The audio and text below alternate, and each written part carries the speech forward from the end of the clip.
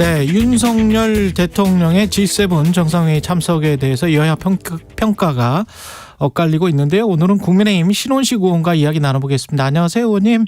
예, 안녕하세요. 예, 뭐 전체적으로 총평을 좀 해주시겠어요? G7 정상회의. 예, 총평하면 저는 뭐 코리아 이즈 백, 한국이 돌아왔다. 코리아 이즈 백. 예. 예. 바이든 대통령이 예. 미국 우선주의라고 하는 트럼프 대통령의 미국의 정통적인 정책에서 궤도를 이탈한 것에 대해서 미국이 돌아왔다고 그러잖아요. 예, 예. 한국 역시 이제 문재인 정부의 예. 남북관계 우선주의와 그리고 중러의 경도된 이런 데 대해서 예, 예. 이제 원래 전통적인 정상으로 돌아왔다 이렇게 말씀드리고 싶고요. 예. 그다음에 이제 한국이 사실은 그 자유주의 동맹임을 이제 국제사회에 예. 한국이 돌아와서 각인을 시켰는데 돌아왔다는 것을 자유와 국제연대, 특히 규범에 의한 국제 질서를 중시하는 국가. 이것은 그 힘에 의한 현상 변경을 반대한다는 의미입니다. 예. 전쟁보다 평화의 수단을 택한다는 기본적인데 확고한 입장을 표명했기 때문에 이게 굉장히 의미가 있다고 보고요. 예. 그다음에 이제 신냉전 체제 우리가 원하지는 않지만 예. 매크로 환경이 점차 신냉전 체제로 가고 있는데 여기에 따라서 이제 글로벌 안전망을 구축하는 문제, 이런 문제에 대해서 우리가 구체적인 진전을 시작을 했고요. 그다음에 선진국 일원으로서 뭐 G7 주도하는 기후 클럽, 그린 ODA 뭐 기타 등등 소위 인류의 보편적 가치와 국제사회 규범을 선도할 수 있는 계기가 마련됐지 않나 이렇게 생각합니다.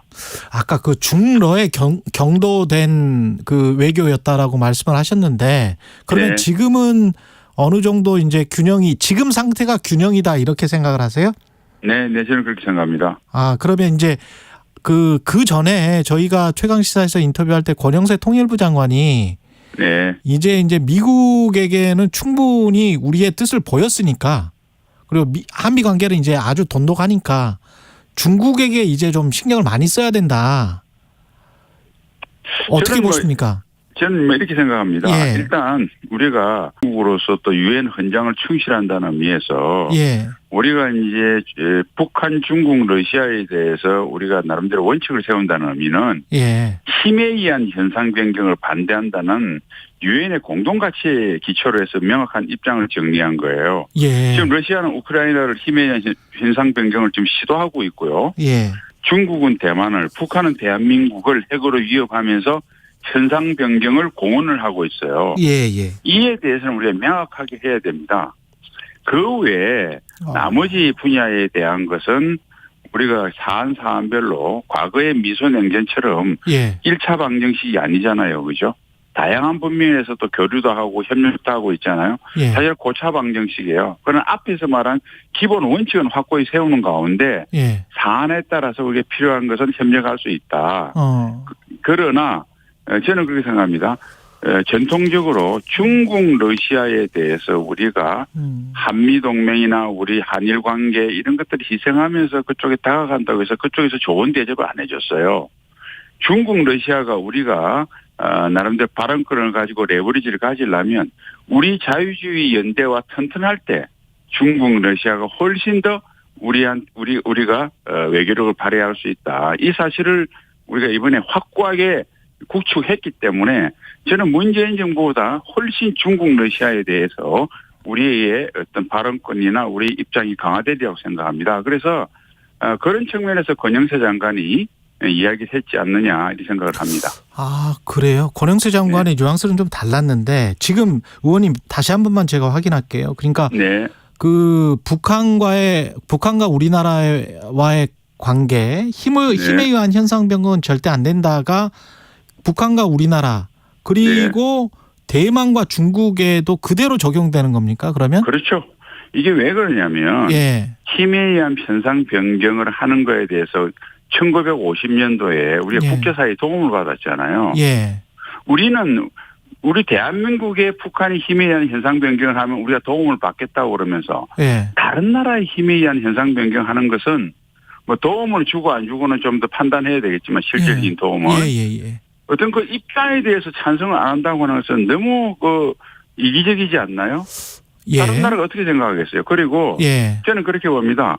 러시아가 우크라이나의 병합을 성공을 하게 되면 다음은 중국이 대만을 할 거고 중국이 대만을 한다는 소리는 북한이 대한민국을 힘에는 현상변경을 할 가능성이 대단히 높아져요.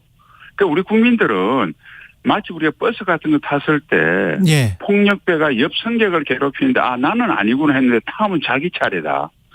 우크라이나 사태, 대만 사태는 곧 대한민국 사태가 될 수 있다고 하는 이런 인식을 좀 넓게 가졌으면 좋겠어요. 그리고 국제사회에서는 뭐 개인 간의 관계도 마찬가지지만 이득만 빼고 좀 어디까지 힘든 리스크가 있는 곳은 늘 빠지겠다. 얌체짓이죠. 개인도 마찬가지지만 국제사회도 마찬가지입니다. 그래서 우리가 이런 윤석열 대통령, 윤석열 정부의 입장은 다 아주 정상적인 거고요. 실제로 유럽 각국이나 소위 선진국이라는 나라는 이러한 입장을 그대로 표명을 하고 있어요. 잠깐만요. 의원님 약간 좀 수위가 높은 것 같아서 왜냐하면 뭐가 수위가 높아요? 미국도 하나의 중국의 원칙에는 전혀 반대하지 않고 있거든요. 거기 당연하죠. 그 하나의 중국이라는 거는 중국은 늘 그렇게 이야기를 하잖아요. 원래 대만은 자기들 땅이었고 원래 자기 국토다. 이렇게 좀 아셔야 돼요. 1972년 2월 27일 날 소위 미국과 중국이 핑퐁 외교를 통해서 다시 존 라이하고 키신저가 상해로 내려가서 상하이 공동 커뮤니케를 합니다. 그때 중국의 상하이 중국 원칙은 지금까지도 적용이 되지만은 미국이 인정을 해요. 그렇죠. 단 무력에 의한 현상 변경은 반대하는 겁니다. 안 된다고 못을 박았어요. 그래서 놓은 게 일국양제입니다. 같은 나라인데 서로 합의해서 대만이 평화 통일을 하겠다는 건 말릴 수가 없죠. 그러나 그것을 중국이 무력 침범하는 것을 용인 안 하겠다는 겁니다. 그러니까 지금 이야기하는 것은 하나의 중국 원칙을 우리가 반대하는 게 아니고요. 중국의 대만에 원하지 않는데 중국이 무력을 사용해서 대만을 점령하는 현상 변경을 반대한다는 의미예요. 그러면 그때는 뭐 지원까지 해줘야 된다? 그거는 다시 다른 판단이고 제가 말할 수 있는 사항은 아닌데 윤석열 대통령이 그게 반대한다고 말씀하셨잖아요. 그 정도인 것이다. 어디를 반대한다고 해서 꼭 군사력이나 물질적으로 지원한다고 연결하는 건 또 다른 논리 이야기고요. 다른 층위의 문제다. 그렇죠. 어떤 상황이 있을 때 우리가 당신 의견에 반대한다고 해서 꼭 반대한다고 해서 물리적 행사가 이 꼴은 아니잖아요. 그렇게 이해를 하셔야 되는 판단에 생각합니다.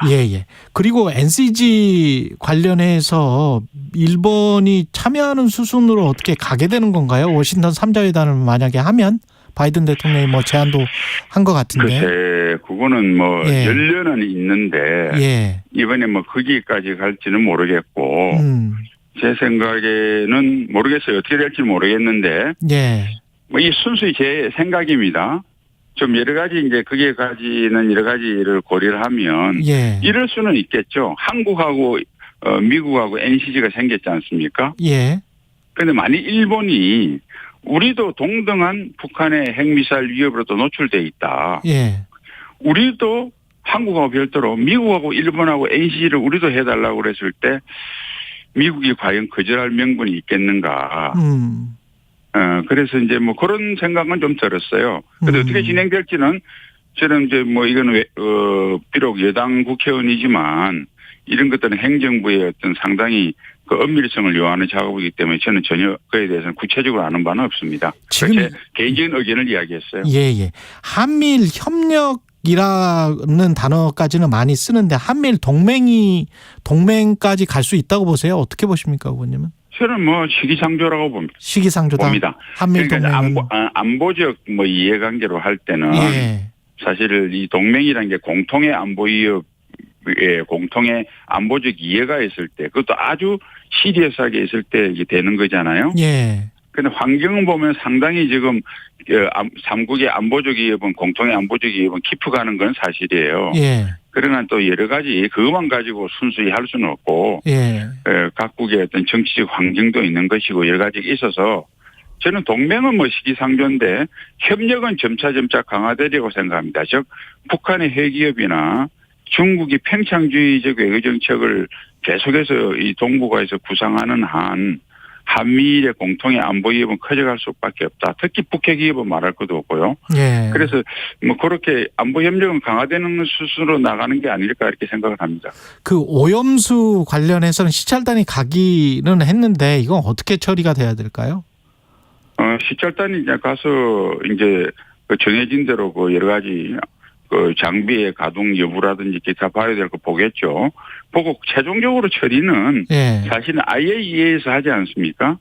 지금도 뭐 한 120만 톤 그 오염수 중에서 40만 톤은 처리가 됐고 80만 톤은 아직 그 뭐 처리 중에 있는 걸 알고 있는데 제가 봐서 문재인 정부 때도 그랬고요. IAEA가 국제 기준에 맞게끔 그 처리를 완료되고 방류를 하면 그건 대한민국이 막을 수가 없다. 그리고 문재인 정부도 그에 대해서는 우리가 용인을 할 수밖에 없다고 정의용 장관이 이야기를 했고요.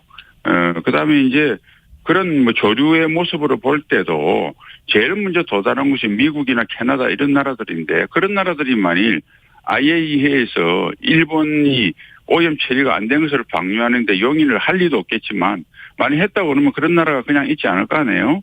그러니까 우리가 IAEA에서 처리가 되면 국제 기준에 맞게끔 이렇게 우리가 선진국으로서 좀 이렇게 할 수가 없다. 하는 게 맞다고 봅니다. 예. 아니 그리고 IAEA에서 인체 무해하다고 IAEA에서 이거 이 정도는 다른 데하고 차별했다고 방류하는데 예. 막을 수도 없거니와 그걸 반대한다는 게 과학을 무시한다고 오히려 국격이 떨어지지 않을까요? 그 가서 시찰단이 과학적으로 검증을 지금 못해서 국민들이 좀 불안해하고 있는 거 아닐까요? 아니 시찰단이 문제가 아니라 지금 시찰단이 물론 가서 여러 가지 이제 살피고 하는 것도 있지만 결론적으로는 IAEA 우리 전문가도 나가 있잖아요.